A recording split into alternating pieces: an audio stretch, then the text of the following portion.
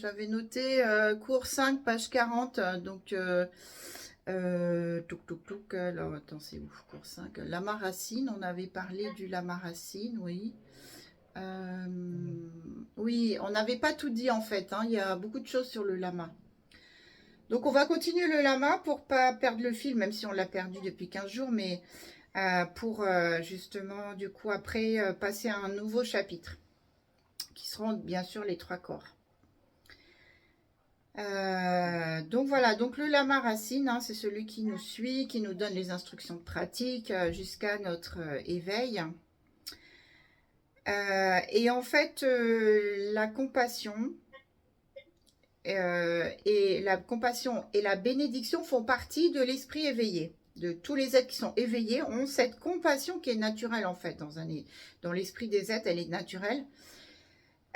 Quand on est éveillé, bah, du coup, elle prend toute sa dimension. Il y a la bénédiction. Et donc, et cet esprit éveillé, en fait, il n'est pas uniquement chez le maître, il n'est pas uniquement chez les êtres éveillés, il est partout, cet esprit éveillé. Il est omniprésent. Il suffit, en fait, de le savoir et de s'y ouvrir. Et comment est-ce qu'on peut s'y ouvrir, justement? C'est quand on a la liaison avec le maître.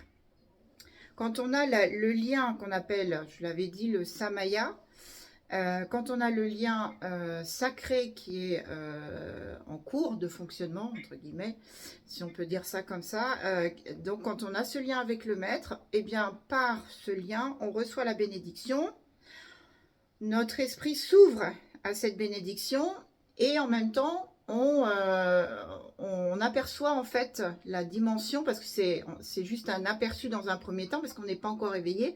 Quand on sera éveillé, ça ne sera plus un aperçu, ça sera une réalisation entière et pleine. Mais là, on n'est pas encore éveillé, donc on a un aperçu de cette dimension de l'esprit d'éveil qui est pure compassion en fait. Voilà. Et donc, cette relation du maître à disciple est extrêmement importante. Elle doit se travailler, même quand on est dans des activités quotidiennes. On doit s'efforcer de penser au maître, en fait. Hein, c'est simplement avoir la pensée envers le maître. Quand ça ne va pas, qu'est-ce qu'on fait? On dirige notre pensée envers le maître, on lui demande de nous aider à régler telle ou telle chose. Et donc, et quand ça va, on doit aussi avoir la pensée envers le maître.